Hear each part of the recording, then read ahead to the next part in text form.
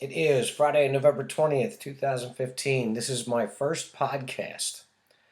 A lady wrote a review about my book recently, and she said that um, reading it was like sitting down and having a cup of coffee, as if we were just having a discussion together. Now, that's good for one important reason, and that is when I wrote the book, that was exactly my intent. But I think one of the big reasons she felt that way was because she actually got to meet me. She came to the Barnes and Noble book signing, and she actually spent some time and spoke to me, learned my meter, learned my personality.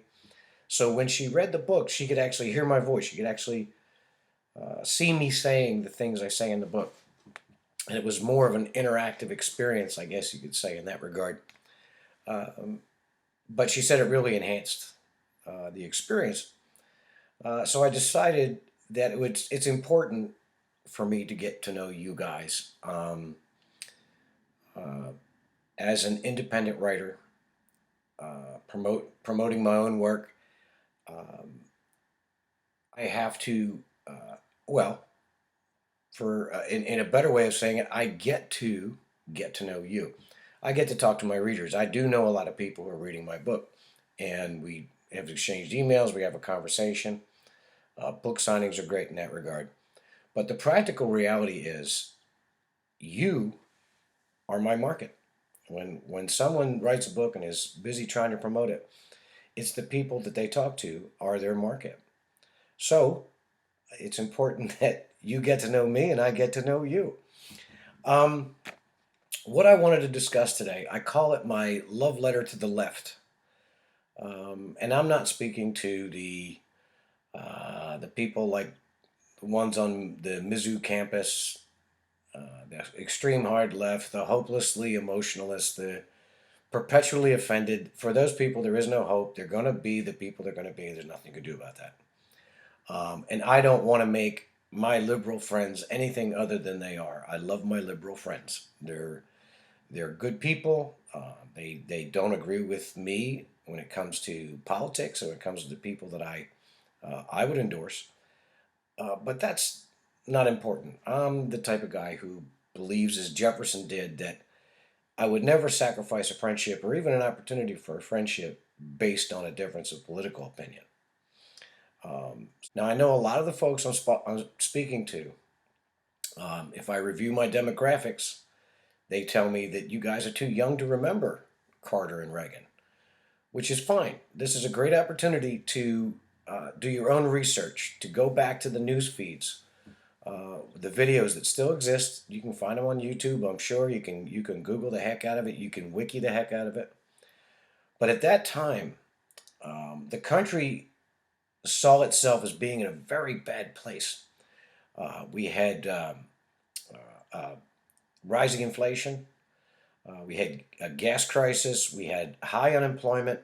Um, we had the hostage situation going on in Iran, which was a relatively new phenomenon for us. We had been dealing with some terrorism since the 70s, but nothing on the scale of the hostage taking in Iran. Hostage taking, by the way, performed by the same people who are in power today, and they are crazier today than they were then. We'll deal with Iran later. Anyway, um, a lot of people looked, I believe, correctly at Carter and some of the people around him, some of the congressmen that were his enablers, and they said, "Well, this has to change." Um, a great many people came over from what was then the Democratic Party, and the words Reagan Democrat entered our lexicon. Now, Reagan Democrat was not somebody who said, "Okay, well, I'm going to become like one of the neocons. I'm going to become a hard right winger. I'm going to vote for, for everybody from Reagan forward is going to be pure Republican." They didn't abandon their principles. They simply assessed their situation for what it was. With Jimmy Carter and his policies, which he had every intention of seeing through, we were almost in a war in El Salvador. I was actually in Little Creek rehearsing for that war. He was going to go ahead with his policies. People evaluated that situation and said, I am a Democrat, but the choices on offer for me right now are just plain too poor. We need to have a few changes. We need stability, and I think Reagan represented stability at that time. There are several states on the Republican side. We'll get into that in another podcast that do represent that same kind of stability. And there's others who are a little bit crazy, out on the edge. But at this point, I would tell you honestly, whether I was Republican or Democrat or not, I'm a pretty balanced guy. I tend to straddle the line on a lot of issues. I'd vote for any Republican over what's on offer on the Democratic side this time. And I'll tell you why. I have seen from the 60s through today, I've seen several shifts, right to left, stable to unstable, times when the country was more polarized, times when it was less polarized. I've never seen anything like what I'm seeing today. I don't think anybody has. I don't think anybody alive can say that they've seen a situation where the country was so angry at each other, angry at what's going on in the world, angry about people coming here, angry about the economy. And I think a lot of that has to do specifically and by design with Obama's leadership. He's weaker than Carter on foreign policy, and that's just a fact. Carter was odd when it came to foreign policy, but he did have Camp David. He did succeed with Camp David, and that's a good thing. And that could have been followed up on. Obama had an opportunity early on to have created just that situation again with the Palestinians and the Israelis. But he showed weakness, he vacillated, he pulled the rug out from under the Israelis, and he was rewarded with more animosity, not less, from the Palestinians. So he lost that opportunity, and he lost several opportunities. He backed the wrong horse in Egypt. He didn't know what horse he was backing in Libya.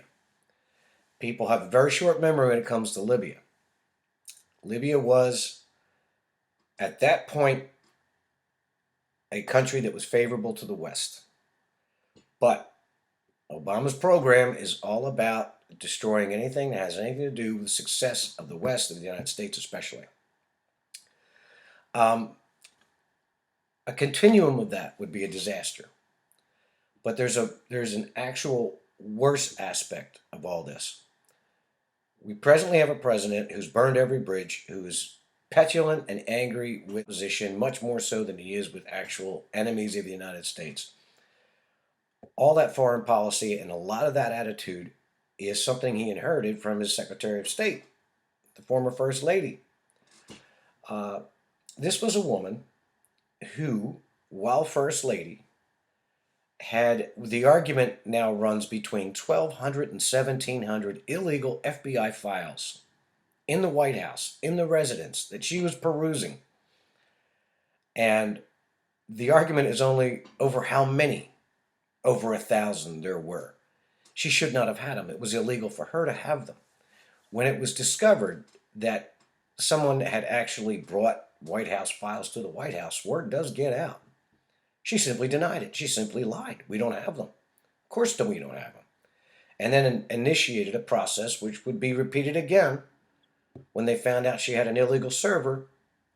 She initiated a process whereby she started to find who in the chain of command and Department of Justice, FBI, can be corrupted, can be used, can create a path through which these files can be returned to the federal government, and no harm, no foul, no charges pressed.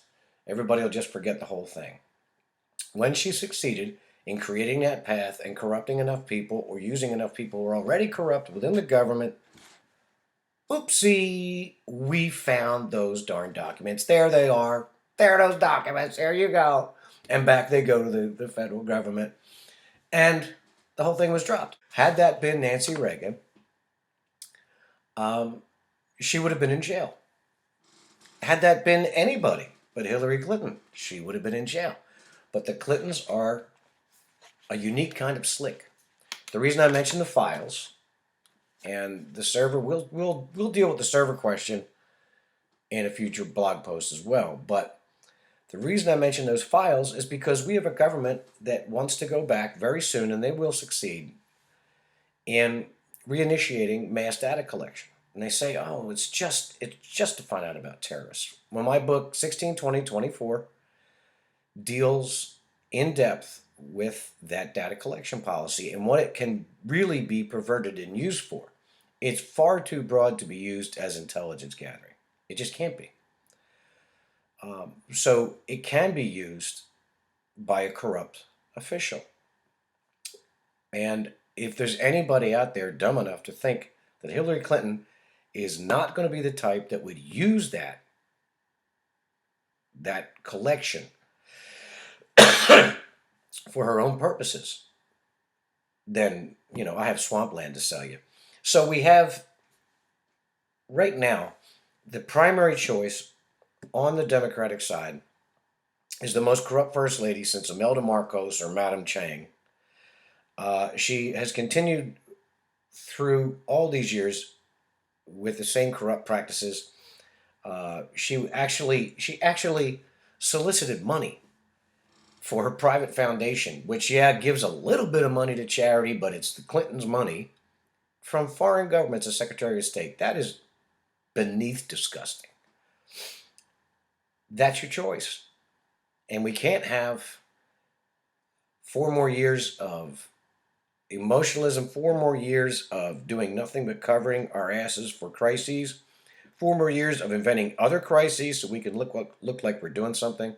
And we can't have 4 more years of emotionalism, 4 more years of doing nothing but covering our asses for crises, 4 more years of inventing other crises so we can look like we're doing something. We can't have that. So I'm appealing to my friends of the center left to, at least this time around, join the center right. And let's at least get rid of this part of our corrupt government. Once we get through this election, we can take care of the 4 morons. If you need to know who the 4 morons are, just look on my website, supercyrano.com, and that'll tell you who the 4 morons are. Well, you need to get rid of them too. And 2 of those are Republicans. So I'll close this out. I'll be back again with more commentary. I just want to let you know I'm here and tell everybody that you don't have to be conservative or even political to enjoy what I write. The book is out there, and I'll have more. I'll try to keep you posted on my events and where I'm appearing. Important message. I will be in Virginia on December 12th, signing books at the Salem Church Library in Fredericksburg. And later in December, I'm going to be in Philadelphia, and I'm going to do a book signing up there. So all my Virginia bubbas and my Philly bubbas, I'm coming. I'll be there. Thank you.